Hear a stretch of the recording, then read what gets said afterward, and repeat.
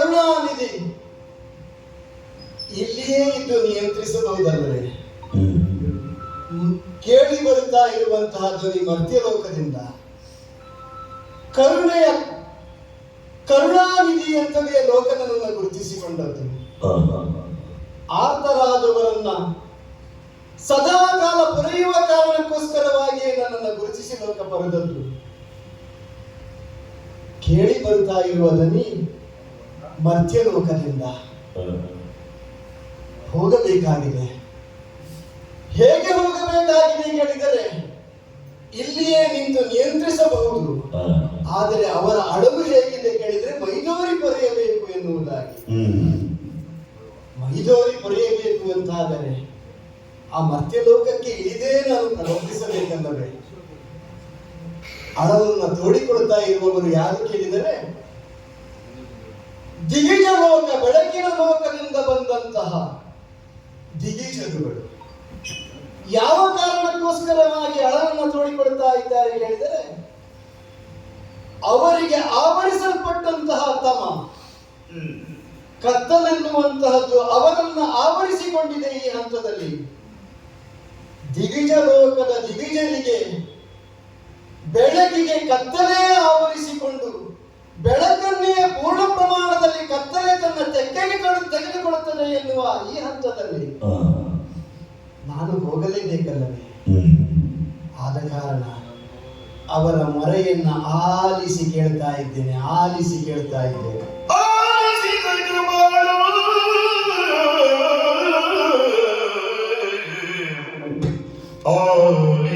ಕೃಪಾಳು ಮುಂಬಹಗಾಯ ಸ್ಥಿತಿಯ ಗತಿಗಿತ್ತು. ಮೂಲಕ್ಯಾದಿ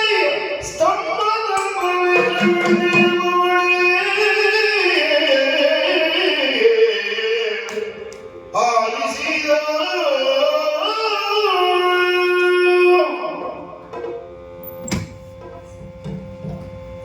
ಸುರೇಂದ್ರನಿಗೆ ಬಂದೊದಗಿದಂತಹ ಗತಿ ಇದು. ಯಾವ ಗತಿ ಕೇಳಿದರೆ ಖ್ಯಾತಿ ದೇವಿಯಿಂದ ಸ್ತಂಭನಕ್ಕೊಳಗಾಗಿದ್ದಾನೆ. ಖ್ಯಾತಿ ಒಂದರ್ಥದಲ್ಲಿ ತಾನೇ ನಾರಾಯಣನಾಗುವಂತಹ ಕಾಯಕದಲ್ಲಿ ತೊಡಗಿಸಿಕೊಂಡಿದ್ದಾಳೋ ಹೇಗೆ?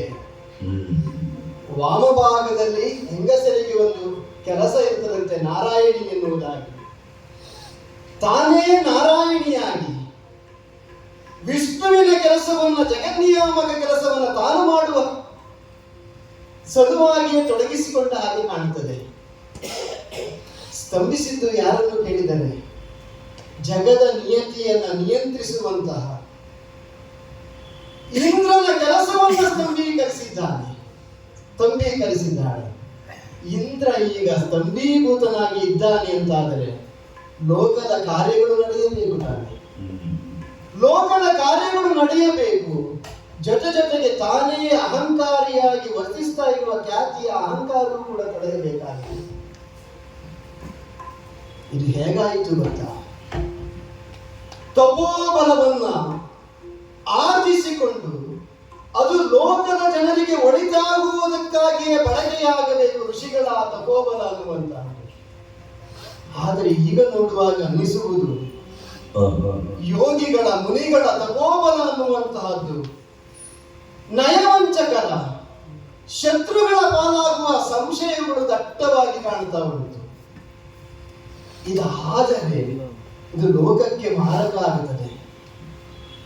ಯೋಗಿಗಳ ತಪೋಬಲ ಅನ್ನುವಂತಹದ್ದು ಲೋಕ ಕಲ್ಯಾಣಕ್ಕೋಸ್ಕರವಾಗಿಯೇ ಬಳಕೆಯಾಗಬೇಕು. ಇಲ್ಲಿ ನೋಡಿದರೆ ಯೋಗಿಗಳ ತಪೋಬಲ ಅನ್ಯಕಾರ್ಯ ನಿಮಿತ್ತವಾಗಿ ಆಗುತ್ತಾ ಉಂಟು. ಆಶ್ರಮವನ್ನ ಸೇರಿಕೊಂಡಿದ್ದಾರೆ, ಋಷಿಯ ಆಶ್ರಮವನ್ನ. ಲೋಕಕ್ಕೆ ಬೆಳಕನ್ನ ಕೊಡುವಂತಹ ಋಷಿವರ್ಯರ ಆಶ್ರಮದಲ್ಲಿ ತಮ ಆವರಿಸಿಕೊಡುತ್ತಿದೆ. ಈ ತಮ ಆವರಿಸಿಕೊಡಿತ ಈ ಗಳಿಗೆಯಲ್ಲಿ ಒಂದೊಮ್ಮೆ ಋಷಿಗಳನ್ನ ಅವರು ಗುರುಗಳಾಗಿ ಒಪ್ಪಿಕೊಂಡರು ಅಂತಾದರೆ ಮೊದಲೇ ದುರ್ಜನರಿಗೆ ಇಂತಹ ಸಜ್ಜನರ ಉಪದೇಶಗಳು ಕಾಲಕಾಲಕ್ಕೆ ಸಿಕ್ಕಿತು ಅಂತಾದರೆ ಅದು ಲೋಕಕ್ಕೆ ಮತ್ತೊಂದು ಕಂಟಕಕ್ಕೆ ದಾರಿ ಮಾಡಿಕೊಡುವುದಲ್ಲವೇ? ಆದ ಕಾರಣ ಯೋಗಿಗಳ ತಪೋಬಲವನ್ನೂ ಕೂಡ ಒಂದು ಹಂತದಲ್ಲಿ ನಾನು ಅದನ್ನು ಸ್ಥಿರೀಕರಿಸುವ ಹಾಗೆ, ಅದು ಅನ್ಯಥಾ ಲೋಪವಾಗದ ಹಾಗೆ ಕಾಯ್ದುಕೊಳ್ಳುವ ರೀತಿಯಲ್ಲಿ ನಾನು ವ್ಯವಹರಿಸಬೇಕಾಗುತ್ತದೆ. ಆ ನೆಲೆಯಲ್ಲಿಯೇ ಇಳಿಯಬೇಕು. ಹೇಗೆ ಇಳಿಯಬೇಕು?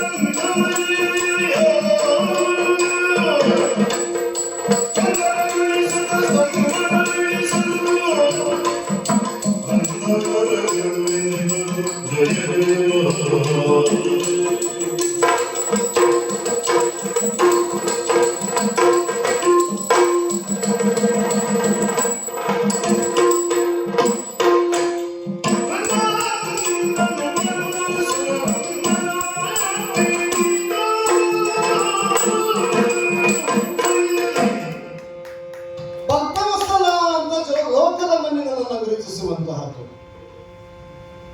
ಮಕ್ಕಳನ್ನ ಕಾಯುವ ರೀತಿಯಲ್ಲಿ ನಾನು ಕಾಯುತ್ತೇನೆ ಎನ್ನುವ ಹಾಗೆ, ಆಕಳುಗಳ ಮಧ್ಯದಲ್ಲಿ ಕರುವನ್ನು ಕುಳಿತುಕೊಂಡು ಆಕ್ರಂದನವನ್ನ ಮಾಡಿ ಹಾಲಿಗಾಗಿ ಕರೆದರೆ ಅಷ್ಟೂ ಆಕಳಗಳ ಮಧ್ಯದಲ್ಲಿ ಆ ಕರು ಹೋಗಿ ತನ್ನ ತಾಯಿಯನ್ನೇ ಹೋಗಿ ಗುರುತಿಸುತ್ತದೆ. ಭಕ್ತನಾದವನ ಅಳಲನ್ನೂ ಕೂಡ ಭಕ್ತವಸ್ತರನಾಗಿ ನಾನು ತೋರಿಕೊಳ್ಳುವುದು ಹಾಗೆ, ಎಲ್ಲಿ ಹೋಗಿ ಮುಟ್ಟಬೇಕು, ಯಾರು ಅಳಲನ್ನ ತೋಡಿಕೊಂಡಿದ್ದಾರೋ ಅವರನ್ನೇ ಹೋಗಿ ಕಾಣುವಂತಹದ್ದು. ಆದರೆ ವೈಕುಂಠದಲ್ಲೇ ಇದ್ದು ಈ ಕಾರ್ಯವನ್ನು ಎಸಗಬಹುದಿತ್ತು ಎನ್ನುವುದಾಗಿ ಯೋಚಿಸಬಹುದು ಕೆಲವರು. ಕೇಳಿಕೆಯಾಗಿದೆ ಕೇಳಿದರೆ ಮೈದವರಿ ನನ್ನನ್ನು ಅನುಗ್ರಹಿಸಬೇಕು ಎನ್ನುವುದಾಗಿ. ಆದ ಕಾರಣ ಅವತರಣ ಅಲ್ಲ ಇದು, ಈ ಕಾಲಕ್ಕನುಗುಣವಾಗಿ ಇಳಿದು ಬಂದದ್ದು. ಇಳಿದು ಬಂದು ನೋಡಿದರೆ ಎಲ್ಲರೂ ಕೂಡ ನಿಶ್ಚೇತರಾಗಿ ಕುಳಿತುಕೊಂಡಿದ್ದಾರೆ, ಚೇತನವೇ ಇಲ್ಲ. ಕಾರಣ ಇಷ್ಟೇ, ನಾಯಕನಿಗೆ ಬಂದೊದಗಿದ ಸ್ಥಿತಿಯನ್ನು ಕಾಣುವಾಗ ಅವರೆಲ್ಲರೂ ಕೂಡ ನಿಶ್ಚೇತನವನ್ನ ಕಾಣುವಂತಹದ್ದು ಸಹಜವೇ ತಾನೆ. ನಾಯಕ ಪ್ರಬಲಶಾಲೆಯಾಗಿ ನಾಯಕ ಮುಂದುವರಿದು ಪ್ರವಹಿಸುವ ಕಾಲದಲ್ಲಿ ಉಳಿದವರು ಕೂಡ ಅವರನ್ನು ಅನುಸರಿಸಿಕೊಂಡು ಹೋಗುತ್ತಾರೆ. ಆದರೆ ನಾಯಕನೇ ಸ್ತಂಭೀಭೂತನಾದ ಈ ಗಳಿಗೆಯಲ್ಲಿ ಅವರೆಲ್ಲರೂ ಕೂಡ ನಿಶ್ಚೇತನಗೊಂಡವರಾಗಿ ಕಾಣಿಸ್ತಾ ಇದ್ದಾರೆ. ಮೊದಲಿಗೆ ಅವರನ್ನ ಹರ್ಷಮಾನಸ ಚಿತ್ತರನ್ನಾಗಿ ಮಾಡಬೇಕಾಗಿದೆ. ಹರ್ಷಮಾನಸ ಚಿತ್ತರನ್ನಾಗಿ ಮಾಡಿದ್ದೇನೆ, ನನ್ನ ಉಪಸ್ಥಿತಿಯೇ ಅವರಲ್ಲಿ ಹರ್ಷವನ್ನು ತಂದೊಡ್ಡಿದೆ. ಈಗ ನಾಯಕನನ್ನ ಮೈದಡವಿ ಅವನನ್ನ ಪುನಃ ಚೇತನಗೊಳ್ಳುವ ಹಾಗೆ ಮಾಡಿದೇನಂತೆ. ಪಂಕಜಾತ್ಮವತಾತ ಕಿಂಕರ ಜನ ಪ್ರೀತ ಅಕಳಂಕಿತ ಮಹಿಮಾ ಕಳವಿಂಗ ವರ್ಧನ ಚಾರುಮಂಗಲ ಭಾಸ ಕ್ಷೀರಸಾಗರ ವಾಸ ನಾರಾಯಣ ನುತಿಸ್ತೇನೆ ಎರಗಿತು ನುತಿಸಿದ ನಾರಾಯಣನೇ.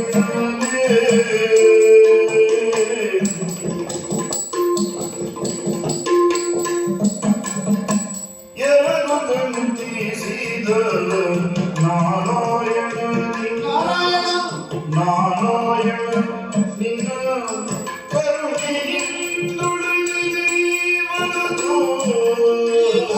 ನಿನ್ನ ಕರುಣೆಯ ಪ್ರಸಾದ ನಿನ್ನ ಕರುಣೆ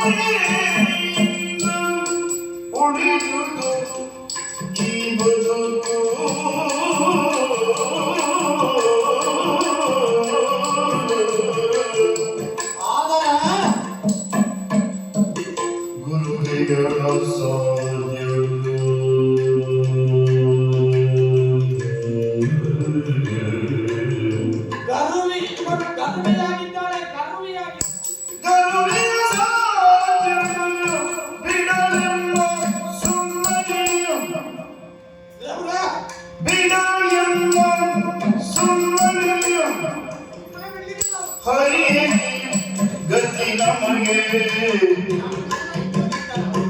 ಹರಿಯೇ ಹರಿಯೇ ಗತಿ ನಮಗೆ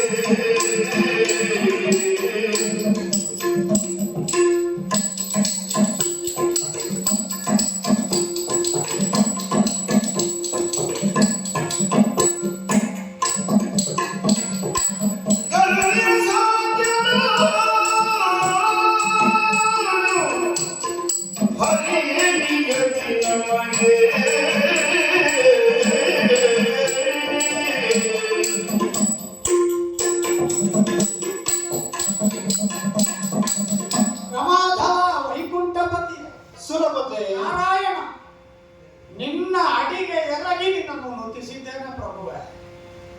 ನೀನು ಒಲಿದರೆ ಕೊರಡು ಕೊನರುವುದು, ನೀನು ನನ್ನನ್ನು ಹರಸಿದರೆ ನಿನ್ನ ಆಶೀರ್ವಚನದಿಂದ, ನಿನ್ನ ಔದಾರ್ಯದ ಸಜ್ಜನಿಕೆಯ ಅನುಗ್ರಹದಿಂದ ನನ್ನ ಬದುಕು ಎನ್ನುವುದು ಯಾವ ಕಾರಣಕ್ಕೂ ನಿರಾತಂಕಿತವಾಗಿ ಮುಂದುವರಿಯುವುದು. ಸ್ವಾಮಿ, ನನ್ನ ಕೋರಿಕೆ ನಿನಗೆ ಮಂಡಿಸಲ್ಪಡಬೇಕಾದ ಸ್ಥಿತಿಯಲ್ಲಿ ನಾನು ಇರಲಿಲ್ಲ, ಸ್ತಂಭನಕ್ಕೆ ಒಳಗಾಗಿದೆ. ಆದರೆ ಆಚಾರ್ಯರಾದಂತಹ ಬೃಹಸ್ಪತಿಗಳು ಅವರೇ ನಿರ್ದೇಶನ ಕೊಟ್ಟದ್ದು, ಪ್ರಸಂಗ ಹುಟ್ಟುವ ಮೊದಲೇ ಪ್ರಸಂಗ ಮುಗಿಸುವಂತ. ಅವರ ಮಾತು ಕೇಳಿ ಇಲ್ಲಿಯವರೆಗೆ ಬಂದೆ. ಈಗ ಅವರಿಗೆ ದಿಕ್ಕು ತೋಚದೆ ನಿನ್ನನ್ನು ನುತಿಸಿದ್ದಾರೆ. ಆದರೆ ಸ್ವಾಮಿ, ನಾನು ನಿನ್ನ ಬೆನ್ನ ಹಿಂದೆ ನಿಲ್ತೇನೆ. ಅಪ್ಪಳ್ಳಿ ಗರ್ವಿಯಾಗಿ ಕೈಯಲ್ಲಿ ದ್ವೇಷದ ಕೊಳ್ಳಿ ಹಿಡಿದು ನಮ್ಮ ಮೈ ಮೇಲೆ ಬಿದ್ದು ಮುರಿದು ಮುಕ್ಕುತ್ತೇನೆ ಅಂತ ಹೊರಟಿದ್ದಾಳೆ. ಇವಳು ಅಸಾಧ್ಯಳು, ಅಸಾಧ್ಯಳು. ನಾರಾಯಣ, ನೀನೇ ಗತಿ, ನೀನೇ ಗತಿ. ಮಗವ ಶಕ್ತಿಯ ಮೀರಿ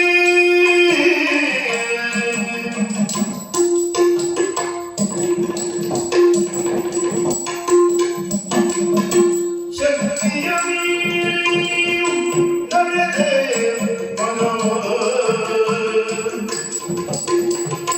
ಶಕ್ತಿಯ ಮೀರಿ ನಡೆದೆ ಮನವ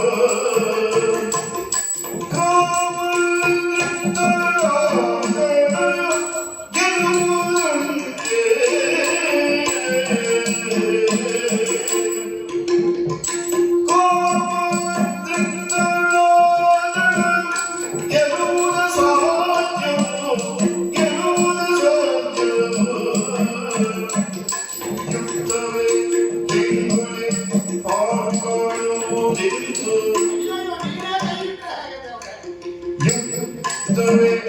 ಹೇಗೆ ದೇವರೇ?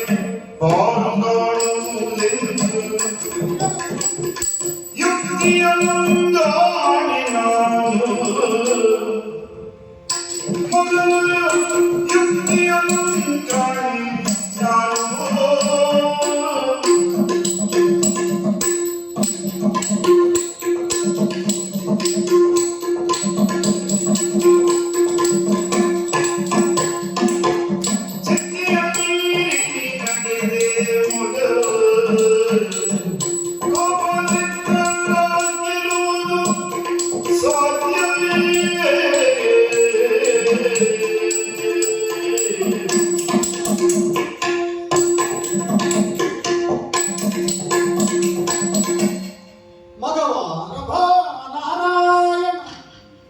ಪ್ರಕರಣವನ್ನು ಸಾತ್ಯಂತ್ಯವಾಗಿ ವಿಮರ್ಶೆಗೆ ಒಡ್ಡಿದಾಗ ನನಗನ್ನಿಸುವುದು ಹೀಗೆ, ಏನು ಪ್ರಭುವೇ? ಸ್ವಲ್ಪ ಅತಿಯಾಗಿ ವರ್ತಿಸಿದೆಯೋ ಹೇಗೆ ಅಂತ. ನಾರಾಯಣ ನಿರ್ಣಯ ಅಂತ ಆದರೆ ನಾರಾಯಣ ನಿರ್ದೇಶನ ಎನ್ನುವುದನ್ನೇ ಪಾಲಿಸುವ ನಾನು ಅಂಗೀಕರಿಸದೆ ಉಳಿದೇನೆ. ಸ್ವಲ್ಪ ಮಾರ್ಗದಲ್ಲಿ ಕ್ರಮಿಸುವ ಬಗೆಯಲ್ಲಿ ಸ್ವಲ್ಪ ವ್ಯತ್ಯಾಸವನ್ನು ಕಂಡ ಹಾಗೆ ಅನ್ನಿಸಿತು. ಏನು ಮಾಡುವ ಗುರುಗಳು ಹೇಳಿದ್ರು, ಅಟ್ಟಿಸಿಕೊಂಡು ಹೋಗು, ಮತ್ತನ್ನು ಹುಟ್ಟದಾಗೆ ಮಾಡುವಂತ ಸ್ವಲ್ಪ ದುಡುಕಿದೇನೋ ನಾನು. ವಾಚಸ್ಪತಿಗಳಾದ ಬೃಹಸ್ಪತಿಗಳು ಆಡಿದ ಮಾತುಗಳನ್ನು ಅನುಸರಿಸಿಯೇ ನೀನು ಹೊರಟು ನಿಂತದ್ದು. ಅವರು ಆಡಿದ ಮಾತುಗಳಲ್ಲಿ ಬಗೆಗಳೆರಡೈ ಯುಕ್ತಿ ಶಕ್ತಿಗಳು ಅನ್ನುವ ಮಾತುಗಳು ಉಂಟು. ಹೌದು, ಕುರುಡಾಗಿ ಅನುಕರಿಸಿದೆ, ಏನೂ ತಿಳಿಯದ ಮುಗ್ಧನಂತೆ ಅನುಸರಿಸಿದೆ. ಅದರೊಳಗೊಂದು ಆದರ್ಶದ ಪ್ರತಿಫಲನ ಉಂಟು ಅಂತ ತಿಳಿಯದಾನೆ ಸ್ವಾಮಿ. ಯಾವುದೇ ಒಂದು ಕಾರ್ಯವನ್ನು ಎಸಗುವಾಗ ಹಾ, ಶಕ್ತಿ ಮತ್ತು ಯುಕ್ತಿ ಸಮ್ಮಿಳಿತವಾಗಿ ಆ ಕಾರ್ಯವನ್ನು ಮಾಡಬೇಕಾಗುತ್ತದೆ. ಹೌದಲ್ಲ? 50% ಶಕ್ತಿ, 50% ಯುಕ್ತಿ. ನಮ್ಮ ದೇವ ಸಭೆಯಲ್ಲೇ ನಾರದ ಮುನಿಗಳೆಲ್ಲ ಬಂದು ಒಂದು ಸ್ಪರ್ಧೆ ಆಗಿಲ್ವ ಮೊನ್ನೆ, ಶಕ್ತಿ ಮೇಲೋ ಯುಕ್ತಿ ಮೇಲೋ ಅಂತ. ದೊಡ್ಡ ಪ್ರಶಸ್ತಿ ಎಲ್ಲ ಕೊಟ್ಟಿದ್ದೇವೆ ನಾವು. ಹಾಗೆಯೇ ನೀನು ಪ್ರವರ್ತಿಸುವಂತಹ ಕಾಲದಲ್ಲಿ ಹಾ. ಕೇವಲ ಶಕ್ತಿ ಮಾರ್ಗದಲ್ಲೇ ನಾನು ಸಾಗುತ್ತೇನೆ ಎನ್ನುವ ನೆಲೆಯಲ್ಲಿ 50% ಶಕ್ತಿಗಿಂತ ಮಿಗಿಲಾಗಿ ನೀನು ವರ್ತಿಸಬಾರದು. ಕೆಲವೊಮ್ಮೆ ಹಾಗೆ ನೋಡಿ, ಈ ಹೆಗಲ ಮೇಲಿರುವ ಈ ಕುಲೀಶ ಏನು ಮಾಡಿಸ್ತದೆ ಅಂತ ಗೊತ್ತಾಗುವುದಿಲ್ಲ. ಅದಕ್ಕೆ ಸರಿಯಾಗಿ ಆ ಎತ್ತರದ ಆನೆ ಹತ್ತಿದ್ರೆ ಗೊತ್ತೇ ಆಗುವುದಿಲ್ಲ ದೇವರು. ಬುದ್ಧಿಯ ಕೈಯಲ್ಲಿ ಸಿಟ್ಟನ್ನು ಕೊಟ್ಟಾಗ ಹಾಗೆ ಆಗುವುದು. ಹೃದಯ ಎನ್ನುವುದು ರಾಜ, ಬುದ್ಧಿ ಎನ್ನುವುದು ಮಂತ್ರ ಅಂತ, ಮಂತ್ರಿ ಅಂತ ಲೋಕದಲ್ಲಿ ಮಾತು ನಮಗೆ ಅರ್ಥ ಆಗುವುದಿಲ್ಲ. ಆದ್ರೂ ಈಗ ಅರ್ಥ ಆಯ್ತದ ಮಗವ, ಸ್ವಾಮಿ. ಅವಳನ್ನ ನೋಡುವಾಗ ಹಾ, ಆಗಲೇ ನಾನು ಹೇಳಿದೆ, ನಾರಾಯಣಿ ಶಕ್ತಿಯ ಹಾಗೆ. ಆ ಕಡೆ ಕಣ್ಣೆಲ್ಲ ಕೇವಲ ನಾರಾಯಣಿಯಲ್ಲ, ಮತ್ತೆ ಉತ್ಕರಿಸುವ ನಾಗಿಣಿಯ ಹಾಗೆ ಕಾಣ್ತಾ ಇದ್ದಾರೆ. ನಿಮಗೆ ಹಾಗೆ ಕಾಣಿಸಿದ್ರೆ ನಾನೇನಪ್ಪ ಮಾಡಲಿ? ನನ್ನ ಗರುಡ ಮಂತ್ರ ಹಾಗೇ ತಪ್ಪಿ ಹೋಗಿದೆ. ಒಂದು ಚಿಂತೆಯು ಕೂಡ ನನ್ನ ಆವರಿಸ್ತಾ ಉಂಟು. ಯಾವುದು ಭಗವಂತ? ನೀವೇ ತೊಡಗಿಸಿಕೊಳ್ಳುವ ಕಾಲಕ್ಕೆ ಇನ್ನೇನು ಬಿಟ್ಟದ್ದೇ ಹೋದಾದ್ರೆ ಹೆಂಗೊಲೆಯನ್ನ ಆಗುವ ಸಾಧ್ಯತೆಯೂ ಇತ್ತು. ಯುಕ್ತವೇ ಹೆಂಗೊಲೆ. ನನ್ನ ಯುಕ್ತಿಗೆ ಇದು ಹೊಳೆಯದಿರುವಂತಹ ಈ ಕಾಲಘಟ್ಟದಲ್ಲಿ ಇನ್ನೇನು ಮಾಡುವುದು ಎನ್ನುವುದನ್ನು ನಾನೇ ಚಿಂತಿಸಬೇಕಾಗಿದೆ. ಅಯ್ಯೋ, ನೀನೇ ನಿಮ್ಮೂಡನಾದ್ರೆ ಹೆದರಬೇಡ ಮಗವ, ಹೆದರಬೇಡ. ಇಲ್ಲಿಯವರೆಗೆ ನಿಂತು ನೀನೇ ಈ ರಂಗವನ್ನು ಸೃಷ್ಟಿಸಿದವ. ಈ ರಂಗವನ್ನು ಸೃಷ್ಟಿಸಿದ್ದು ನೀನೇ ಮುಂಚೂಣಿಯಲ್ಲಿ ನಿಂತು. ನನ್ನ ಪ್ರವೇಶ ಈಗ ಆಗಿದೆ. ನನ್ನ ಮುನ್ನೆಲೆಗೆ ನಾನು ಬಂದದ್ದಾಗಿದೆ. ನೀನು ಜಗದೀಶ. ಜಗದೀಶನ ಹಿಂದೆ ನಾನು ಎಷ್ಟು ದೊಡ್ಡ ನಾಟಕ ಭೂಮಿಯನ್ನು ಕಟ್ಟಿದ್ರು ಹಿಂದೆ ನಿಲ್ಲಬೇಕಾದವನು ಅಕಡೆ ಅಕಡೆ ಅಕಡೆ ಅಕಡೆವನ್ನೆಲ್ಲ ಹೇಳುವುದು, ನಾನೆಲ್ಲ ಹಿಂದೆ ನಿಲ್ತೇನೆ. ನಾರಾಯಣ ಮುನ್ನೆಲೆಯಲ್ಲಿ ನಿಂತು ನಾನು ನೋಡಿಕೊಳ್ತೇನೆ. ನನ್ನ ಹಿಂಬದಿಯಲ್ಲೇ ನಿಂತು ಆದೀತು ಆದೀತು ಅಕ್ಕಳಿಲ್ಲ ಎದ್ರು ಅಕ್ಕಳು ಎದ್ರು ಏನಂತೆ ಏನಂತೆ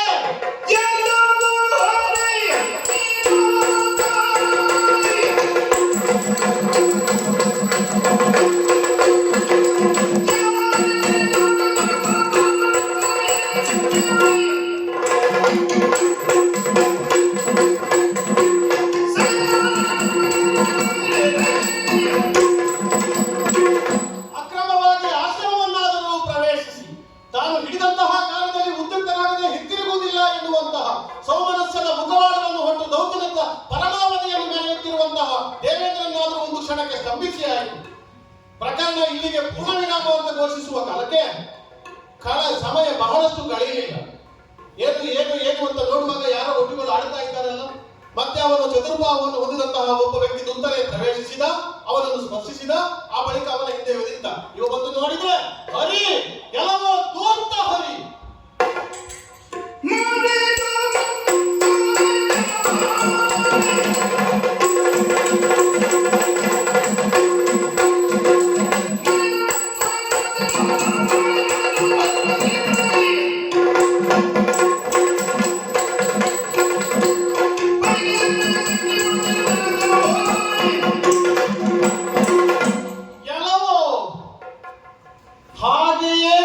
ಸಂಬೋಧಿಸಬೇಕಾದ ಅನಿವಾರ್ಯತೆ ಸೃಷ್ಟಿಸಿ ಬಿಟ್ಟೆಲ್ಲೋ. ನನ್ನನ್ನೇ ಕರೆದೊಬ್ಬ ಮತ್ತೆ ಯಾರಿದ್ದಾರೆ ಕರೆಯುವುದಕ್ಕೆ? ಅವನ ಕರೆಯನ್ನು ಕರೆಯನ್ನು ಸ್ತಂಭನಗೊಳಿಸಿ ಬಹಳ ಹೊತ್ತಾಗಿದೆ. ಎಲ್ಲವೋ ಹರಿದೂರ್ತ, ಎಲ್ಲವೋ ಹರಿದೂರ್ತ. ಎಲ್ಲವೋ ಹರಿದೂರ್ತ ಆಗೋದಕ್ಕೆ ಕಾರಣ ಏನು ಅಂತ ಕೇಳಿದ್ರೆ, ಎಲ್ಲವೋ ಹರಿ ನೀ ಧೂರ್ತ ಸುರಪನ ಬೆಂಬಲಕ್ಕೆ ನಿಂತನು. ಹಾಗೆ ಒಬ್ಬ ಧೂರ್ತನನ್ನು ಒಬ್ಬ ಆತ ಬೆಂಬಲಿಸ್ತಾನೆ, ಅವನಿಗೆ ನಾಯಕತ್ವವನ್ನು ಒದಗಿಸ್ತಾನೆ, ಅವನಿಗೆ ಪುಷ್ಟಿಯನ್ನು ಕೊಡ್ತಾನೆ, ಅವನಿಗೆ ತುಷ್ಟಿಯನ್ನು ಕೊಡ್ತಾನೆ, ಅವನನ್ನು ಮುಂದಕ್ಕೆ ಸಾಗಿಸುವುದಕ್ಕೆ ಆಧಾರವಾಗಿರ್ತಾನಲ್ಲೇ ಅವನು ಧೂರ್ತನೇ ಆಗಿರ್ಬೇಕು ಬೇಡ. ನಾವು ಇಳಿದು ಬಂದಾಗ ಯೋಚಿಸಿದ್ದು ಹೇಗೆ ಗೊತ್ತು? ಹೇಗೆ ಹೇಗೆ ಹೇಗೆ ಆಶ್ರಮವನ್ನು ಬಂದು ಸೇರಿದ್ದು. ಹೌದು, ಆಶ್ರಮ ಧರ್ಮಕ್ಕೆ ಅನುಗುಣವಾಗಿ ಇರುವ ಆ ಸತಿ ಗುರುವಿನ ಪತಿ, ಆ ಗುರುವಿನ ಸತಿ ನನ್ನನ್ನ ಬಂದು ಆದರಾತಿಥ್ಯವನ್ನು ಇಟ್ಟು ಸಲಹುತ್ತಾಳೆ ಅಂತ ನಾನು ಭಾವಿಸಿದ್ದು. ಹೌದು, ಕ್ರಮ ನಮಗೂ ಗೊತ್ತುಂಟು. ಆಶ್ರಮ ಧರ್ಮವನ್ನ ಹೋಗಲಿ, ಗೃಹಸ್ಥ ಧರ್ಮವನ್ನು ಕೂಡ ಮೀರಿ ಮುನ್ನಡೀತಾ ಇತ್ತು. ಇದು ತರಬೇ. ದೇವರೇ, ತರಬೇ ಅಂತ ನೀನು ಪ್ರಶ್ನೆ ಮಾಡಬೇಕು ಅಂತಾದ್ರೆ, ಆಶ್ರಮ ಧರ್ಮವನ್ನು ಸತಿ ಧರ್ಮವನ್ನು ನಾನು ಅನುಚಾರವಾಗಿ ಉಪಯೋಗಿಸಬೇಕು ಅಂತಾದ್ರೆ ಬರುವ ನೀನು ಅತಿಥಿಯಾಗಿರ್ಬೇಡುವೋ? ನೀ ಬಂದದ್ದು ಅತಿಥ್ಯ ನೆಲೆ ಎನ್ನುವುದನ್ನು ನಿನ್ನನ್ನು ನೀನು ನಿಕಷರ ಕೊಟ್ಟಿಗೆ ಒಳಪಡಿಸಿಕೊಂಡ್ರೆ ನಿನ್ನನ್ನು ನೀನು ಪ್ರಶ್ನೆ ಮಾಡಿಕೊಂಡು ನಿನಗೆ ಸ್ಪಷ್ಟವಾಗಿ ಉತ್ತರ ಇಷ್ಟು ಅನ್ನುವುದನ್ನು ಮರೆತು ಬಿಟ್ಟು ಕೇವಲ ಒಬ್ಬ ಅತಿಥಿಯಾಗಿ ಬಂದರೂ ಕೂಡ ಆ ನೆಲೆಯಲ್ಲಿಯೇ ನೀನು ತೊಡಗಿಸಿಕೊಳ್ಳಬೇಕು ತಾನೆ. ಅಲ್ವಾ, ನೀ ಅತಿಥಿ ಹೌದಾ ಅಲ್ವಾ ಅಂತ ನಿನ್ನನ್ನು ನೀನು ಪ್ರಶ್ನೆ ಮಾಡಿಕೊಂಡ್ರೆ ನಿನಗೆ ಅಲ್ಲಿ ಉತ್ತರ ಲಭ್ಯವಾಗುವುದಿಲ್ವೋ? ಬಂದ ಕಾಲಕ್ಕೆ ಯಜ್ಞೇಶ್ವರ ಸ್ವರೂಪಿ ನೀನು, ಯಜ್ಞವು ನಿತ್ಯವೂ ಆರಾಧಿಸುವವರು ನಾನು. ಆ ಸುರಪ್ಪನಿಗಾಗಿ ಹವಿಸ್ಸನ್ನು ಒದಗಿಸಿ ಸುರಪ್ಪನಿಗೆ ಪುಷ್ಟಿಯನ್ನು ತುಷ್ಟಿಯನ್ನು ಶಕ್ತಿಯನ್ನು ತುಂಬುವವರು ನಾವು ನಮ್ಮಂತಹ ಋಷಿಮುನಿಗಳು. ಮಾತ್ರ ಅಲ್ಲ, ಯಜ್ಞೇಶ್ವರನಾಗಿ ನಿನ್ನನ್ನು ನಿತ್ಯವೂ ಆರಾಧಿಸುವವರು, ಆಕರ್ಷಿಸುವವರು, ನಿನ್ನನ್ನು ಆಹ್ವಾನಿಸುವವರು ನಾವು. ನೀನು ಆನೆಯಲ್ಲಿ ಬಂದದ್ದು, ಈಗ ನನ್ನ ಆಹ್ವಾನವನ್ನು ಒಪ್ಪಿ ಬಂದದ್ದು ನೀನು ಅಲ್ಲ. ಯಜ್ಞದ ನಿಮಿತ್ತವಾಗಿ ಬರುವ ಯಜ್ಞನಾರಾಯಣನಾಗಿ ಬಂದದ್ದಲ್ಲ. ಅಲ್ಲ, ಬಂದದ್ದು ಯಾರ ಮರೆ ಕೇಳಿ ಬಂದದ್ದು ಅನ್ನುವುದು ನಿನಗೂ ಕೂಡ ಗೊತ್ತು. ಅದೇ ಹೇಳಿದ್ದು ನಾನು. ಬಂದಾಗ ಸೌಜನ್ಯಕ್ಕಾದರೂ ಕೂಡ ಗೃಹಸ್ಥಾಶ್ರಮ ಧರ್ಮದ ಮಿತಿಯಲ್ಲಿ ಉಪಚರಿಸಬಹುದಿತ್ತು. ನೀನು ಆ ವ್ಯಾಪ್ತಿಯಲ್ಲಿ ನೀನು ಇದ್ದಿದ್ರೆ ಖಂಡಿತ ಒಂದು ನಿರೀಕ್ಷೆಗೆ ಮೀರಿದ ಉಪಚಾರವನ್ನು ನಾವು ಒದಗಿಸ್ತಾ ಇದ್ದೇವೆ. ಈಗ ನೋಡಿದರೆ ಸುರಪನ ಪಕ್ಷವನ್ನ ಅಂತೂ ನಾನು ಬಂದಿದ್ದೇನೆ, ಧೂರ್ತನಾಗಿದ್ದಿ ಎನ್ನುವ ಹಾಗೆ ವರ್ತಿಸ್ತಾ ಇದ್ದೆ. ಧೂರ್ತ ಸುರಪನ ಬೆಂಬಲಕ್ಕೆ ನಿಂತುದರಿಂದ ನಿನ್ನಲ್ಲಿಯೂ ನಾನು ಧೂರ್ತತ್ವವನ್ನು ಆರೋಪಿಸಬೇಕಾದ ಅನಿವಾರ್ಯತೆಯನ್ನು ನೀನಾಗಿ ಸೃಷ್ಟಿಸಿಕೊಂಡೆ. ಯಾಕೆ ಅಂತ ಕೇಳಿದ್ರೆ, ಬಂದೆ ಸುರಪನ ಮತ್ತು ನನ್ನ ನಡುವಿನ ಈ ಸಮಸ್ಯೆಯನ್ನು ಪರಿಹರಿಸುವುದರಿಂದ ಉದ್ದೇಶ ಹೌದು ಅಂತಾಗಿದೆ. ನನ್ನ ಆತಿಥ್ಯವನ್ನು ಸ್ವೀಕರಿಸಬೇಕು, ನನ್ನ ಆತಿಥ್ಯವನ್ನು ಬಯಸಿ ನೀ ಬಂದದ್ದು ಹೌದು ಅಂತಾಗಿದ್ರೆ ನೇರವಾಗಿ ನಮ್ಮ ಮನೆ ಒಳಗೆ ಬರುವ ಕಾಲಕ್ಕೆ ಈ ಮನೆಯ ಯಾಜಮಾನ್ಯವನ್ನು ಒಪ್ಪಿರುವಂತ ಪ್ರಸ್ತುತ ವರ್ತಮಾನ ಕಾಲದಲ್ಲಿ ಈ ಯಾಜಮಾನ್ಯ ಒಪ್ಪಿರುವ ನನ್ನನ್ನೇ ತಂದು ನೀನು ಆಹ್ವಾನಿಸಿ ಕೇಳಬೇಕಿತ್ತು. ಇದನ್ನು ಹೇಗೆ ಪರಿಹರಿಸಬೇಕು, ನೀನಾಗಿ ಸುರಪನನ್ನು ಸ್ತಂಭಿಸಿದರೆ ಮುಂದೆ ಪರಿಸ್ಥಿತಿ ಪರಿಣಾಮ ಹೇಗೆ ಎನ್ನುವುದನ್ನು ನೀನೇ ಒದಗಿಸಬೇಕು ಅಂತ ಆಡಿದ್ರೆ ಇದಕ್ಕೆ ಸರಿಯಾದಂತಹ ಸೂತ್ರವನ್ನು ನೀತಿಯನ್ನು ನಾನೇ ಒದಗಿಸಿ ಕೊಡ್ತಿದ್ದೆ. ನೀ ಬಂದವನು ಹಾಗೆ ಮಾಡಲಿಲ್ಲ. ನೇರವಾಗಿ ಸುರಪನದ್ದಾದಂತಹ ಸೆರೆಯನ್ನು ಬಿಡಿಸಿದೆ, ಅಂದ್ರೆ ಅವನ ಸ್ತಂಭನವನ್ನು ತೆರವುಗೊಳಿಸಿದಿ. ಸುರಪನಿಂದ ಹಿಂದೆ ಬಂದು ನಿಂತಿದ್ದಾನೆ. ಮಾತ್ರವಲ್ಲ, ಸುರಪನ ಪಕ್ಷವನ್ನ ಅಂತ ಸುರಪನದ್ದೇ ಸರಿ ಎನ್ನುವುದಕ್ಕೆ ಪ್ರತಿಪಾದಿಸಕ್ಕೆ ಬಂದಂತಹ ನೀನು ನಿನ್ನಲ್ಲಿ ಆತಿಥ್ಯ ಧರ್ಮವನ್ನು ನಾನು ಘೋಷಿಸುವುದು ಹೇಗೆ? ನಿನಗೆ ದೂರ್ತ ಅಂತ ಹೇಳಿದ್ರೆ ನಾನು ತಪ್ಪೇನು ಅಂತ ಭಾವಿಸ್ತೀನಿ? ಖ್ಯಾತಿದೇವಿ ಏನು ದಿನವೂ ಕೂಡ ಯಜ್ಞಯಾಗಾದಿಗಳ ಮುಖೇನವಾಗಿ ನನ್ನನ್ನ ಆರಾಧಿಸುವವರು, ಆಹ್ವಾನಿಸುವವರೇ ನಾವು. ಈಗ ಅಳಲನ್ನ ಕೇಳಿ ಬಂದದ್ದು ಯಾರನ್ನು ಕೇಳಿದರೆ ಸುರಪನ. ಯಾರ ಅಳಲನ್ನ ಕೇಳಿ ಬಂದಿದ್ದವು ಅವನ ಅಳಲನ್ನ ಪರಿಹರಿಸಿದ ಬಳಿಕ ನಿಂತ ನನ್ನನ್ನ ಆ ನೆಲೆಯಲ್ಲೇ ನೀನು ಕಾಣಬೇಕಿತ್ತು ತಾನೆ. ಕಾಣಬೇಕು. ಆದ್ರೆ ದೇವರೇ, ಸುರಪನ ಇಲ್ಲಿ ಜನ ಕಳಿಸಿ ನೀನು ಕರೆಸಿದ್ದಲ್ಲ. ಕೇವಲ ನಿಂದು ಅರ್ಪಿಸಿ ಆರಾಧಿಸುವ ಕಾಲಕ್ಕೆ ಥಟ್ಟನೆ ನೀನು ಇಲ್ಲಿ ಪ್ರತ್ಯಕ್ಷ ಆಗತಿ ಅಂತಾದ್ರೆ ಇಲ್ಲಿ ನಡೆದಿರುವಂತಹ ಎಲ್ಲ ಪರಿಣಾಮಗಳನ್ನು ನೀನು ಊಹಿಸ್ತಿ ಎನ್ನುವುದೇ ಅರ್ಥ ಅಲ್ಲವೇ? ಚತುರ್ಬಾಹುಳ್ಳಂತಹ ಕರ್ಮಾಧ್ಯಕ್ಷನಾಗಿರುವಂತಹ ನೀನು ಲೋಕ ನಿಯಂತ್ರಣವನ್ನು ಹೊಂದಿರುವಂತಹ ಸಾಮರ್ಥ್ಯ ಸಂಪನ್ನ ಹೌದು ಅಂತಾಗಿದ್ರೆ ನೀನು ಅಲ್ಲಿದ್ದು ಇಲ್ಲೇನು ಆಗುತ್ತದೆ ಎನ್ನುವುದನ್ನು ಸ್ಪಷ್ಟವಾಗಿ ಗುರುತಿಸಬಲ್ಲ. ಒಬ್ಬ ಧೂರ್ತತೆಯೇ ಮೈವೆತ್ತು ತನ್ನದಾದಂತಹ ಗುರು ನಿರ್ದೇಶನ ಉಂಟು. ನಾನು ಮಾಡಿದ್ದೇ ದಾರಿ ತನ್ನ ಸಿಂಹಾಸನವನ್ನು ಉಳಿಸಿಕೊಳ್ಳುವುದಕ್ಕೆ ಬೇಕಾಗಿ ಮುಂದೆ ಒದಗಬಹುದಾದಂತಹ ಅಪಾಯದ ವ್ಯಾಪ್ತಿಯಲ್ಲಿರುವ ಎಲ್ಲರನ್ನೂ ಸಂಹರಿಸುತ್ತಾ ಸಾಗುತ್ತೇನೆ ಅಂತ ಭಾವಿಸುವಂತಹ ಕೇವಲ ಸಿಂಹಾಸನದ ಆಕಾಂಕ್ಷೆ, ಸಿಂಹಾಸನಕ್ಕೆ ಬದ್ಧನಾಗಿರುವಂತಹ ಒಬ್ಬ ಸುರಪ ಅವ ಅದನ್ನೆಲ್ಲ ಇಲ್ಲಿ ಪ್ರದರ್ಶಿಸಿದ್ದು. ಅವನಿಗೆ ಸಾರಿ ಹೇಳಿದ್ದೇನೆ, ಆಶ್ರಮದ ವ್ಯಾಪ್ತಿಯಲ್ಲಿರುವಂತಹ ಈ ಕೇವಲ ಸಾಧು ಪ್ರಾಣಿಗಳನ್ನು ದುಷ್ಟ ಪ್ರಾಣಿಗಳನ್ನು ಕಂಡ್ರೆ ಅರ್ಥವಾಗುತ್ತದೆ. ಹುಲಿಯು ಹುಲ್ಲೆಯು ಒಟ್ಟಾಗಿ ಸಂಚರಿಸುತ್ತಿರುವಂತಹ ಆಶ್ರಮ ಪ್ರದೇಶ. ಪ್ರಕೃತಿ ಸಹಜವಾಗಿರುವಂತಹ ಹುಲಿ ತನ್ನ ದ್ವೇಷವನ್ನು ಮರೆತು ಹುಲ್ಲೆಯೊಂದಿಗೆ ಬದುಕನ್ನು ಸಾಗಿಸ್ತಾ ಉಂಟು ಅಂತಾದ್ರೆ, ಕೂಪ ಮಂಡುಕಗಳಿಗೆ ಹಾವು ಆಶ್ರಯವನ್ನು ಒದಗಿಸುತ್ತದೆ ಅಂತಾದ್ರೆ ಅದು ಈ ಆಶ್ರಮದಾದಂತಹ ಅನುಗ್ರಹದ ಪರವಾಗಿ ಅಂತಹ ಸ್ಥಿತಿ ಇಲ್ಲಿ ಉಂಟು.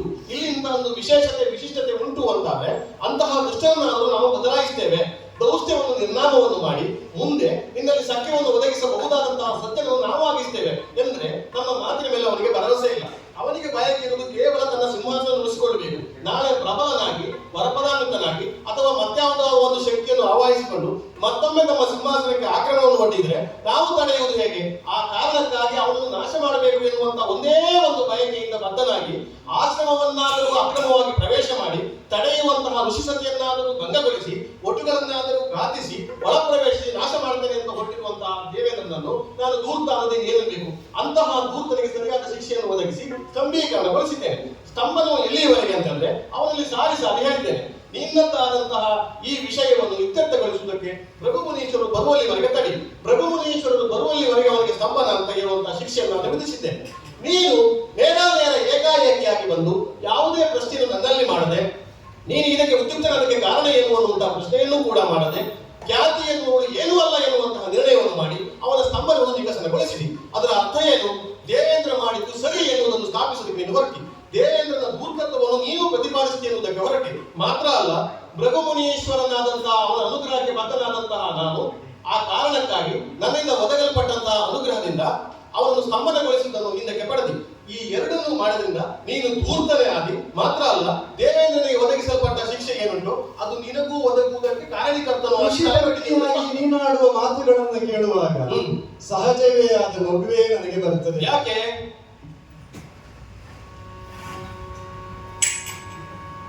ನಿನ್ನ ನಗುವಿಗೆ ಹಲ್ಲು ತೋರಿಸ್ತೀನಿ, ನಗೆಯಾಡ್ತೀನಿ ಮಾತ್ರ ಅಲ್ಲ, ಈ ಪ್ರಶ್ನೆಗಳಿಗೆ ಉತ್ತರ ನನ್ನ ನಗುವೆ ಅಂತ ಆಡಿದ್ರೆ ಕೇವಲ ಸಾಮಾನ್ಯವಾದಂತಹ ಆಶ್ರಮದಲ್ಲಿರುವ ಸತಿ ಮಾತ್ರ ಅಲ್ಲ, ಸಾಮರ್ಥ್ಯದ ವ್ಯಾಪ್ತಿಯಲ್ಲಿ ಉಂಟು ಅಂತ ನಾನು ಆಡಬೇಕಾಗ್ತದೆ.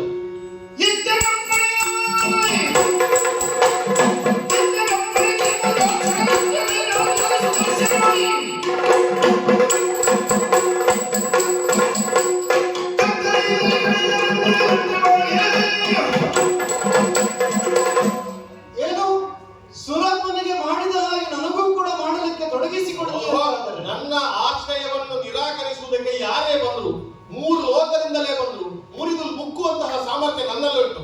ಆ ದಾಢ್ಯಕ್ಕೆ ದೃಢತೆ ಇರುವುದರಿಂದಲೇ ಇದಕ್ಕೆ ಉದ್ಯುಕ್ತನಾಗಿದ್ದೇನೆ. ಪೂರ್ಣ ಕಾಲದ ಬಿಡುವ ಪ್ರಶ್ನೆಯೇ ಇಲ್ಲ. ಹಲ್ಲನ್ನು ಮುರಿಯುವ ಖಂಡಿತ ನಿನ್ನ ಹಲ್ಲು ಮುರಿತೇನೆ. ಯಾವ ಹಲ್ಲು ಕಾಣಿಸ್ತಾ ಇದೆ, ತೋರ್ತಾ ಇದೆಯಾ ನನಗೆ? ಯಾವುದು? ಇತ್ತಿದ್ದೇನೆ ರಾಜ್ಯ ಸುದರ್ಶನಕ್ಕೆ.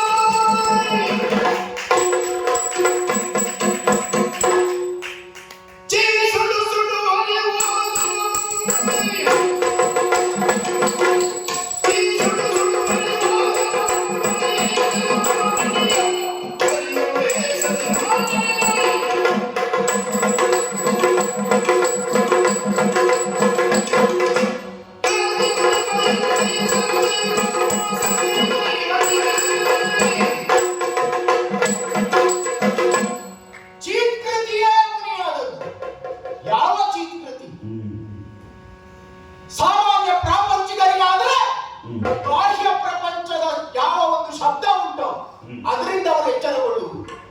ಆದ್ರೆ ಯಾರು ಮುನಿಗಳಿದ್ದಾರೋ, ಯಾರು ಮಹರ್ಷಿಗಳಿದ್ದಾರೋ, ಯಾರು ಋಷಿಗಳಿದ್ದಾರೋ ಅವರಿಗೆ ಅಂತರಂಗದ ಚೀತ್ಕೃತಿ ಅದು ಅವರನ್ನು ಮುನಿಯಾಗಿಸ್ತದೆ. ದೈವತ್ವದ ಕಡೆಗೆ ಲಕ್ಷ್ಯ ತೋರಿಸ್ತದೆ, ದೈವತ್ವದ ಕಡೆಗೆ ಪಥವನ್ನು ತೋರಿಸ್ತದೆ. ಹಾಗೆ ಮುನಿಯಾದವ ಈ ಭೃಗು ಯಜ್ಞನಿಮಿತ್ತವಾಗಿ ಆಶ್ರಮದಿಂದ ಬಹಳ ದೂರ ಹೋದವನು ಮರಳಿ ಆಶ್ರಮದ ಕಡೆಗೆ ಬರಬೇಕು ಅಂತ ಇದ್ದಾಗ ಮತ್ತೆ ಅಂತಹದ್ದೇ ಒಂದು ಚೀಕೃತಿ.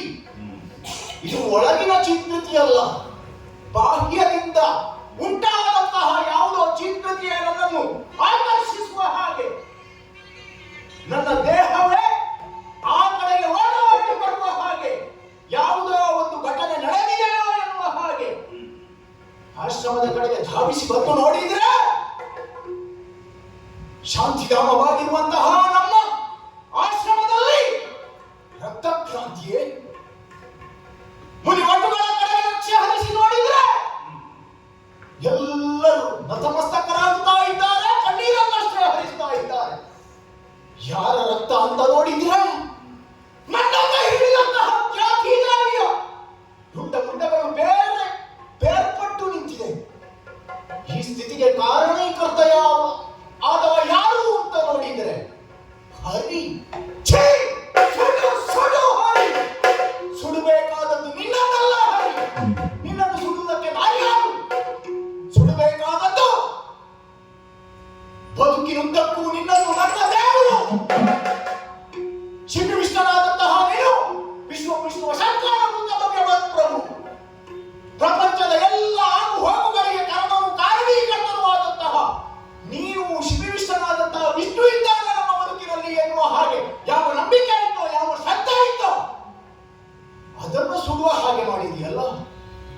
ಯಾವುದಕ್ಕೆ? ಎಲ್ಲವನ್ನು ವಿಶ್ಲೇಷಿಸಿ ಬುದ್ಧಿಪೂರ್ವಕವಾಗಿ ನೋಡಿದ್ರೆ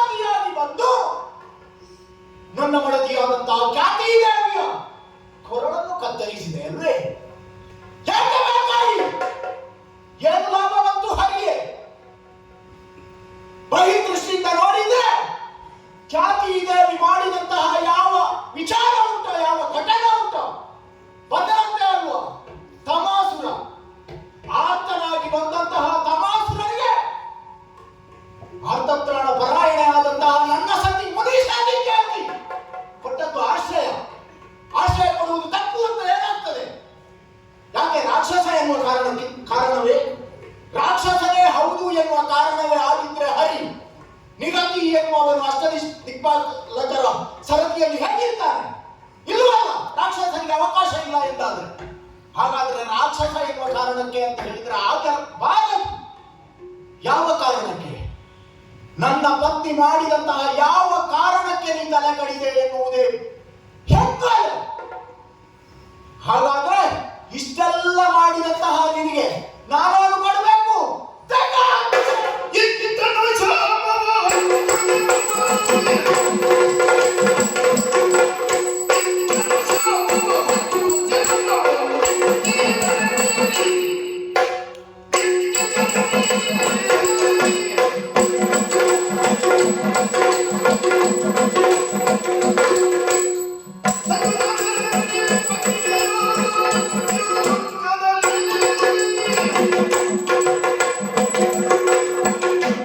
ಹರಿಯೇ, ಆಶ್ರಮಕ್ಕೆ ಬಂದಂತಹ ನೀನು ಮಾಡಿದ್ದು ಹೆಂಗಲೆ? ಈ ಇಳಿದು ಬಂದು ಮಾಡಿದಂತಹ ನಿನ್ನ ಕೃತ್ಯಕ್ಕೆ ಈ ಲೋಕದಲ್ಲಿ ಶಿಕ್ಷೆ ಉಂಟು. ನೀ ವೈಕುಂಠವಾಸಿಯಾಗಿ ವೈಕುಂಠದಲ್ಲೇ ಉಳಿದು ಇಲ್ಲಿಗೆ ಇಳಿಯದೆ ಯಾವುದೇ ರೀತಿಯ ಶಿಕ್ಷೆಯನ್ನು ವಿಧಿಸುತ್ತಾ ಇದ್ದರೆ, ನನ್ನ ಪತ್ನಿ ಮಾಡಿದಂತಹ ತಪ್ಪಿಗೆ ಶಿಕ್ಷೆ ಉಂಟು ಅಂತಾದ್ರೆ ನಾವು ಒಪ್ಪುತ್ತಿದ್ದೆ. ಅವಳು ಮಾಡಿದ್ದು ತಪ್ಪೇ. ಆ ರಾಕ್ಷಸನನ್ನು ಆಶ್ರಮದ ಒಳಗೆ ಇರಕೊಡುವುದಕ್ಕೆ ಆಶಯ ಕೊಟ್ಟದ್ದು ತಪ್ಪು ಎನ್ನುವುದು ನಿನ್ನ ವಿವೇಕ್ಷೆಯಾಗಿ ನೀ ಶಿಕ್ಷೆ ಕೊಟ್ಟದ್ದು ಹೌದು ಅಂತಾದ್ರೆ ಬೇರೆ ರೀತಿಯ ಶಿಕ್ಷೆಯನ್ನು ಕೊಡಬಹುದಿತ್ತು. ಇಲ್ಲ, ನೀ ಹಾಗೆ ಮಾಡಲಿಲ್ಲ. ಅವಳನ್ನು ಕೊಂದೆ. ಇದೇ ಆಶ್ರಮದಲ್ಲಿ ಎಲ್ಲಿ ಯಜ್ಞಗಳು ಆಗ್ತದೋ ಅಂತಹ ಯಜ್ಞಶಾಲೆಯ ಮುಂಭಾಗದಲ್ಲೇ ನೀ ಕೊಂದೆ. ಹಾಗಾಗಿ ನಿನಗೂ ಶಿಕ್ಷೆ ಆಗಬೇಕಲ್ಲ. ಕರ್ಮವನ್ನು ಅಂಟಿಸಿಕೊಂಡೇ ಬಂದೆ ಅಂತಾಯ್ತಲ್ಲ. ನೀನು ಯುಕ್ತಾಯುಕ್ತಗಳ ಯೋಚನೆ ಮಾಡಲ್ಲ, ಕೇವಲ ಅವಳನ್ನು ತಲೆ ಕಡಿದೆ ಎನ್ನುವ ಕಾರಣಕ್ಕಾಗಿ ನೀನು ಶಿಕ್ಷೆ ಕೊಡ್ತಿ ಅಂತಾದ್ರೆ ನಿನ್ನನ್ನೇ ಸುದೀರ್ಘವಾಗಿ ಜಪಿಸಿದಂತ ಅದರ ಫಲ ಉಂಟು ಇದರಲ್ಲಿ. ಈ ಭೃಗುವಿನ ಒಳಗೆ ಉಂಟು. ಆ ಫಲವನ್ನು ನಿನಗೆ ಕೊಡ್ತೇನೆ. ಭೃಗುವೇ, ಈ ಭೃಗುವಿನ ಒಳಗಿರುವಂತಹ ಕ್ರೋಧ ನಿನಗೆ ಶಾಪವನ್ನು ಕೊಡಿಸ್ತದೆ. ಮರ್ತ್ಯಕ್ಕೆ ನೀನು ಇಳಿಯಬೇಕು. 10 ಜನ್ಮಗಳು ನಿಕೃಷ್ಟವಾದ ಪ್ರಾಣಿಯಾಗಿ ನೀವು ಹುಟ್ಟಬೇಕು. ಮನುಷ್ಯ ಜನ್ಮವನ್ನು ನೀ ತಾಳಬೇಕು. ತಾಯ ಗರ್ಭ ಹೇಗೆ ಉಂಟಾದ್ರೆ ಕತ್ತಲು ಹೇಗೆ ಅಂತ ನೀನು ನೋಡಬೇಕು. ತಾಯ ಗರ್ಭದ ಕತ್ತಲು ಆಗುವುದಿಲ್ಲ ಅಂತಾದ್ರೆ ಕಾರಾಗೃಹದ ಕತ್ತಲನ್ನು ನೀನು ನೋಡಬೇಕು. ಅಷ್ಟು ಸಾಕಾಗುವುದಿಲ್ಲ. ಸತಿ ವಿರಹಿತನಾಗಿ ಬದುಕುವುದು ಹೇಗೆ ನನಗೆ ಗೊತ್ತಿಲ್ಲ.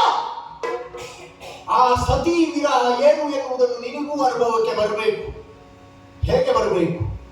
ಒಂದು ಜನ್ಮದಲ್ಲಾದರೂ ಒಂದು ನಿನ್ನ ಅವತಾರ ಅಂತ ನೀ ಹೇಳಿಕೊಳ್ಳಬಹುದು. ನಿನ್ನನ್ನು ನೀನೇ ಆವಿಷ್ಕರಿಸಿಕೊಳ್ಳುವುದನ್ನು. ಆ ಸಂದರ್ಭದಲ್ಲಾದರೂ ನೀನು ಪತ್ನಿ ವಿರಹಿತನಾಗಿ ಕಾಡು ಮೇಡುಗಳಲ್ಲಿ ಚಲಿಸಬೇಕು. ಇಲ್ಲ, ಪತ್ನಿ ವಿರಹಿತನಾಗಿ ಲೋಕದಲ್ಲಿ ಹೇಗೆ ಬದುಕುವುದು? ನಮ್ಮ ಹತ್ತಿರ ಪಾಠವನ್ನು ಮಾಡಬೇಕು. ಅಂತಹ ಒಂದು ವ್ಯವಸ್ಥೆ ಆದರೂ ನೀನು ಮಾಡಬೇಕು. ಇದು ಭೃಗುವಿನ ಶಾಪ.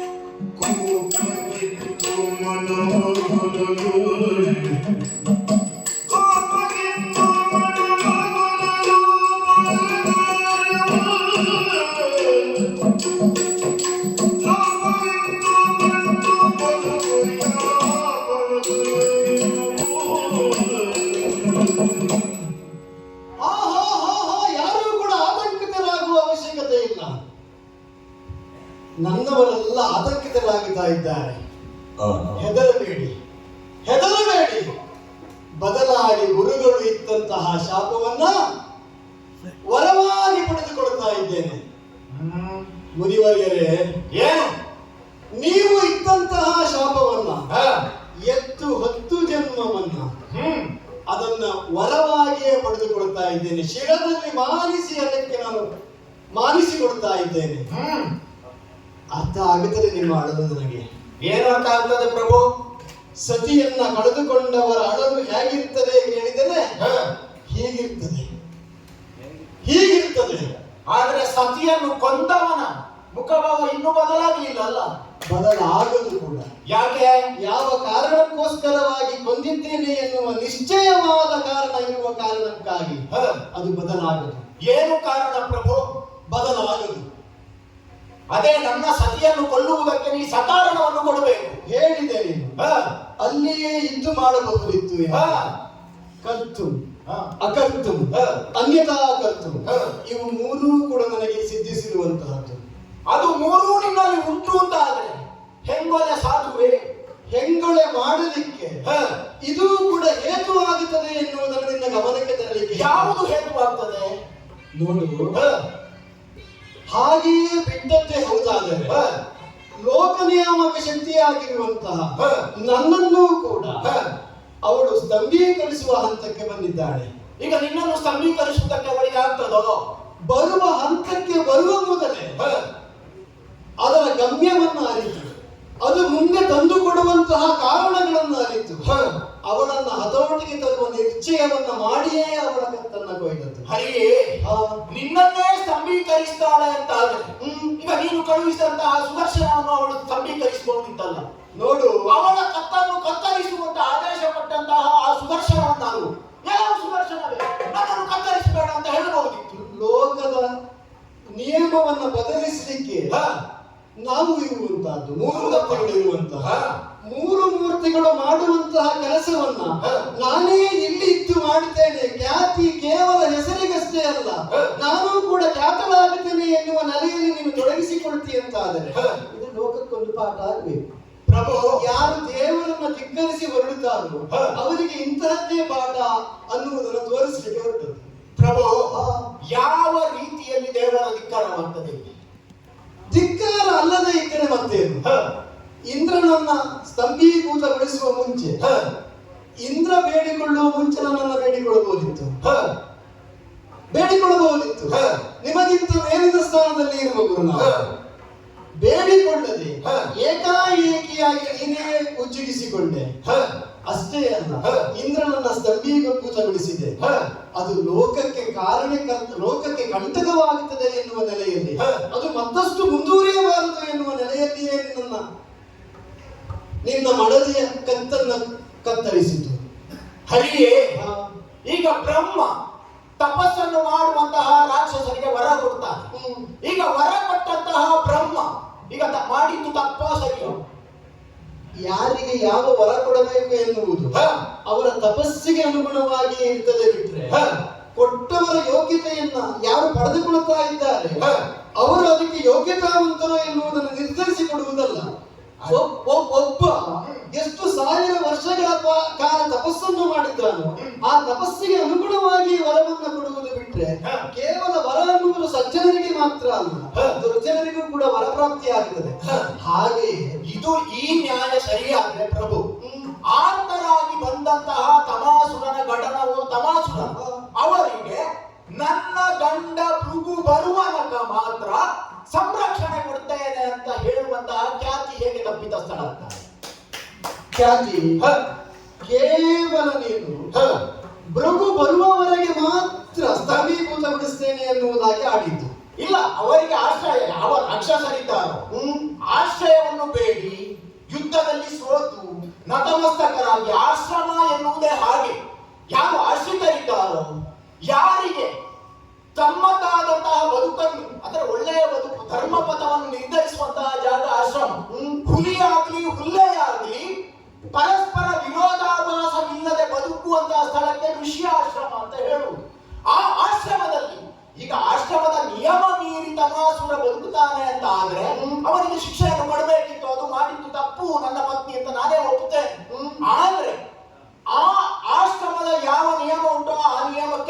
ಹೊರಡಿಸದೆ ಯಾರು ಇಂದ್ರಾದಿಗಳಿದ್ದಾರೋ ಇಲ್ಲ ಇಂದ್ರಾದಿಗಳು ನಿರ್ಮಿಸಿದಂತಹ ಯಾವ ಧರ್ಮಪಥ ಉಂಟೋ ಅದಕ್ಕೆ ವಿರೋಧಾಭಾಸವನ್ನು ಉಂಟು ಮಾಡದೆ ಆಶ್ರಮವಾಸಿಗಳಾಗಿರುವಂತಹ ಯಾರು ರಾಕ್ಷಸರಿದ್ದಾರೋ ಅವರಿಗೆ ವ್ಯಾಪ್ತಿ ಇರುವುದು ಅವರಿಗೆ ಮಿತಿ ಇರುವುದು ಎಲ್ಲಿಯವರೆಗೆ ಅಂತ ಹೇಳಿದ್ರೆ ಗಂಡ ಬರುವುದು ಒಂದು.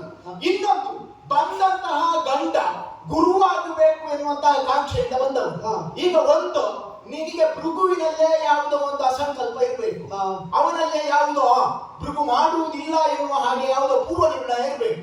ಯಾಕೆ ಪ್ರಭು ನನ್ನಲ್ಲಿಗೆ ಆಶ್ರಿತರಾಗಿ ಬಂದಂತಹ ರಾಕ್ಷಸರನ್ನು ಒಂದು ಸರಿದಾರಿಗೆ ನಾನೇ ತರ್ತಿದ್ದೆ. ನನ್ನ ಪತ್ನಿ ಕೊಟ್ಟಂತಹ ಸಂರಕ್ಷಣೆ ಏನುಂಟೋ ಅಷ್ಟು ದಿನಗಳ ಅವಧಿ ಆದ ಮೇಲೆ ನಾನು ಬಂದ ಮೇಲೆ ಆ ಅವಧಿಯಲ್ಲಿ ಪೂರ್ಣಗೊಳ್ಳುತ್ತದೆ. ಪೂರ್ಣಗೊಂಡಾಗ ನಾನು ಬಂದು ಅವರಿಗೆ ಒಂದ ಯಾವ ಪಥ ಉಂಟು, ನೇರ ಪಥ, ಧರ್ಮ ಪಥ, ಅದನ್ನು ಹೇಳ್ತಾ ಇದ್ದೆ, ಸತ್ಯ ಪಥ. ಇಲ್ಲ, ಅವರು ಅದರಲ್ಲಿ ಸರಿಯಾಗಿ ಕ್ರಮಿಸುವುದಿಲ್ವ, ಅವರ ಕ್ರಮಣ ತಪ್ಪಿದ್ರೆ ಅದಕ್ಕೆ ಶಾಪವನ್ನು ಕೊಟ್ಟ, ಇಲ್ಲ ಬೇರೆ ಏನಾದರೂ ಮಾರ್ಗದಿಂದ ಅವರನ್ನು ಗಾಂಧಿಸ್ತಾ ಇದ್ರೆ, ಆದ್ರೆ ಅದಕ್ಕೆ ನಿಮಗೆ ಅವಕಾಶ ಕೊಡ್ಲಿಲ್ಲ. ಕೇವಲ ವಾಸವನಿಂದ ಈಗ ನೀನು ವಾಸವನೋ ಇಲ್ಲ ಅವರ ಗುರುವಿನದ್ದೋ ಪ್ರಾರ್ಥನೆಗೆ ಬೇಕಾಗಿ ಇಲ್ಲಿ ಬಂದ, ಹೌದಲ್ವ? ಈಗ ಪ್ರಾರ್ಥನೆ ಏನಿತ್ತು, ನಮ್ಮನ್ನು ಸಂರಕ್ಷಿಸಬೇಕು, ಹೌದೇ? ಈಗ ಅವರನ್ನು ಸಂರಕ್ಷಿಸಿದೆ. ಅದೇ ರೀತಿ ಖ್ಯಾತಿ ಆತರಾಗಿ ಬಂದಂತಹ ರಾಕ್ಷಸರನ್ನು ಸಂರಕ್ಷಿಸಿದ್ದಾಳೆ. ಏನು ತಪ್ಪು? ಮಹರ್ಷಿ, ಇಂದ್ರನನ್ನ ನೀನು ಸ್ತಂಭೀಕರಿಸಿದ್ದೆ. ಸ್ತಂಭೀಭೂತಗೊಳಿಸಿದ ಬಳಿಕ ನಾನು ಬಂದದ್ದು. ಹೌದಪ್ಪ. ಬಂದವನನ್ನ ಸ್ತಂಭೀಭೂತನಿಂದ ನಾನು ವಿಮುಕ್ತಗೊಳಿಸಿದ್ದೆ. ಹೌದು.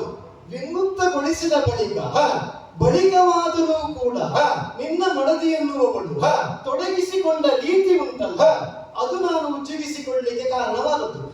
ಮತ್ತೊಂದನ್ನ ಹೇಳಲಿಕ್ಕೆ ಇಷ್ಟಪಡುತ್ತೇನೆ. ಯಾವುದಪ್ಪ? ಯಾರನ್ನ ನಾನು ಕೊಂದಿದ್ದೇನೋ ಅವರನ್ನ ಬದುಕಿಸಿಕೊಳ್ಳಲು ಕೂಡ ಶಕ್ತನಿದ್ದೇನೆ ಎನ್ನುವುದನ್ನು ನಿನ್ನ ಗಮನಕ್ಕೂ ತರ್ತಾ ಇದ್ದೇನೆ.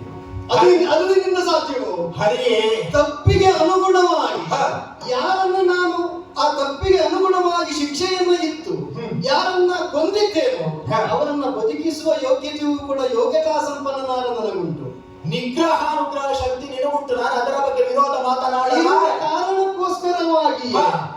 ಕಾರಣಕ್ಕೋಸ್ಕರವಾಗಿ ಹೆಂಗೊಲೆಯನ್ನ ಮಾಡಿದ್ದು. ಹೆಂಗೊಲೆಯನ್ನ ಮಾಡಿದ ಉದ್ದೇಶ ಏನು ಗೊತ್ತಾ? ಇದು ಲೋಕಕ್ಕೊಂದು ಮಾದರಿಯಾಗಬೇಕು. ಪ್ರಭು, ದೇವನನ್ನ ಧಿಕ್ಕರಿಸಿಕೊಂಡು ಮುಂದೆ ಹೋಗುತ್ತಾರೆ ಅಂತಾದ್ರೆ ಪ್ರಭು ಹರಿ ಏನು, ಈಗ ಎಲ್ಲೋ ಒಂದು ವಸ್ತುವನ್ನು ಕದೀತೇನೆ, ಕದ್ದ ವಸ್ತುವನ್ನು ನಾನು ಮರಳಿ ಕೊಡ್ತೇನೆ, ಕೊಡಬಲ್ಲ ಎನ್ನುವ ಕಾರಣಕ್ಕೆ ಕದ್ದದ್ದು ತಪ್ಪು ಅಂತ ಆಗುವುದಿಲ್ಲ. ಹಾಗೆ ನೀನು ಕೊಂತ ನಿಗ್ರಹ ಮಾಡಿದಂತ ನೀನು ಮತ್ತೆ ಅನುಗ್ರಹದಿಂದ ಅವಳನ್ನು ಎಬ್ಬಿಸ್ತಾನೆ ಅಂತ ನೀನು ಮಾಡ್ಲಿಕ್ಕೆ ಹೋಗ್ತೀಯೋ? ಏನು ನನಗೆ ಆಗುದಿಲ್ಲ ಅಂತ ಮಾಡಿಸ್ತೀಯೋ?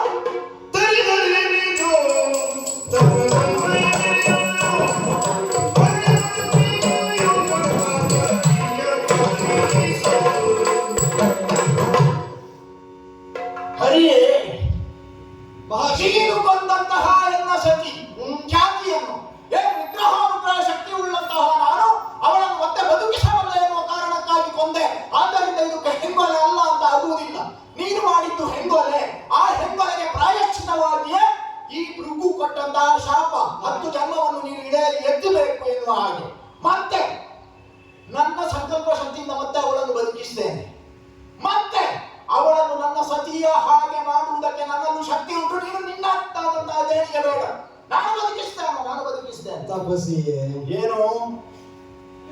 ತಪಸ್ಸಿಯೇ ತವ ಗುಣವಣಿಸುತ್ತ ವಾಸವನ್ನು ರಕ್ಷಿಸಲೈದಿದೆ.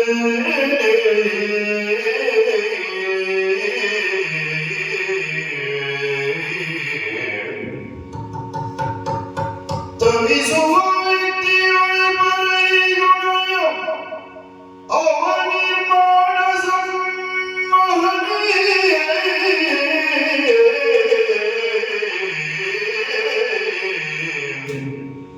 ತವಸಿವ ವ್ಯಕ್ತಿಯುಳ್ಳ ಗುಣ ಅವನಿರ್ಮಾಣ ಸಂಮೋಹನೆ.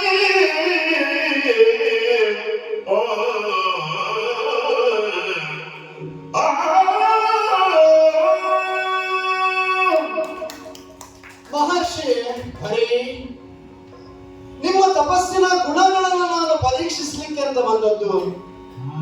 ಈಗಲಾದ್ರೂ ಅರಿವಾಗಿರಬಹುದು ಅಂತ ಅಂದುಕೊಳ್ಳುತ್ತೇನೆ. ಹೇಗೆ? ಏನು ನಿಮಗೆ ಶಕ್ತಿ ಇಲ್ಲ ಅಂತ ತಿಳಿಯದೆ ಬಂದದ್ದು ಅಂತ ಎಣಿಸಿದ್ರ? ಈಗ ಇಷ್ಟೆಲ್ಲ ಉಂಟು ಅಂತಲೇ ಬಂದದ್ದ?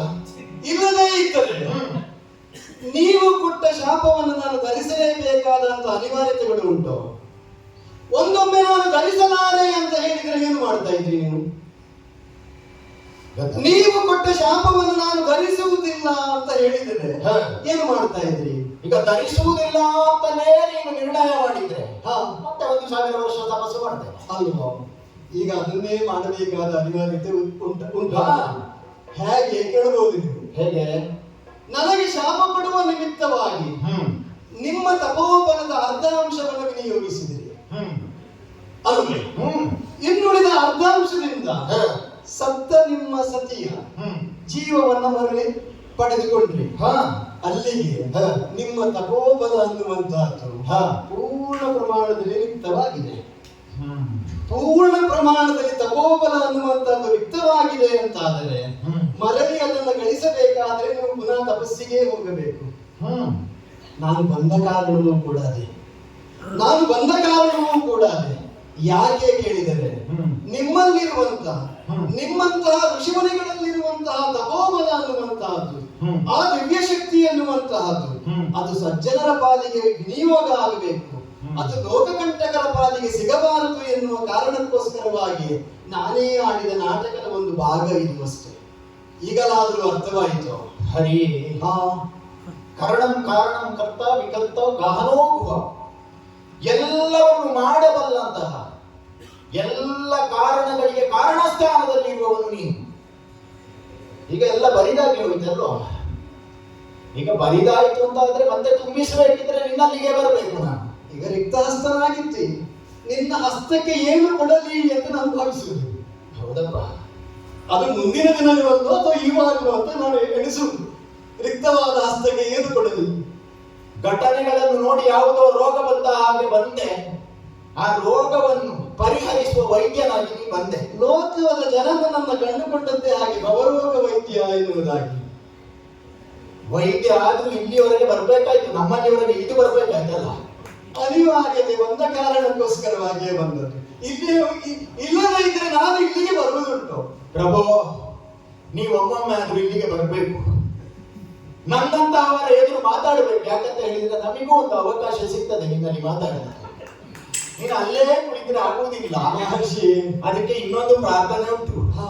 ಈಗ 10 ಜನ್ಮ ಕೊಡು, ನೀನು ಇಳಿದು ಬರಬೇಕು ಅಂತ ಶಾಪ ಕೊಟ್ಟೆ. 1 ಜನ್ಮದಲ್ಲಿ ಆದರೂ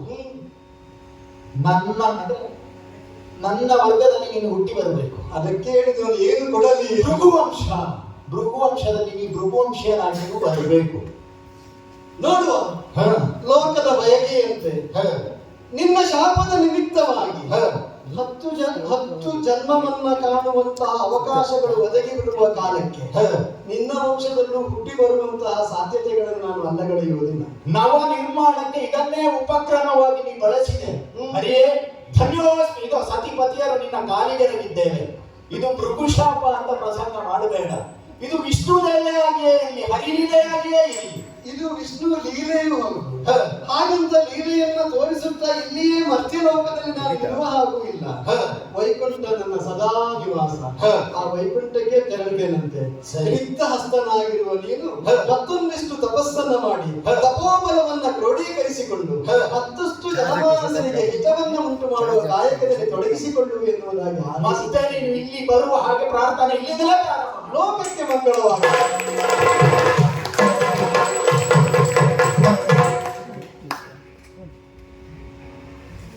ಹಾಯ್, ದಯವಿಟ್ಟು ನಮ್ಮ ಚಾನಲ್ ಸಬ್ಸ್ಕ್ರೈಬ್ ಮಾಡಿ, ಲೈಕ್ ಮಾಡಿ, ಶೇರ್ ಮಾಡಿ.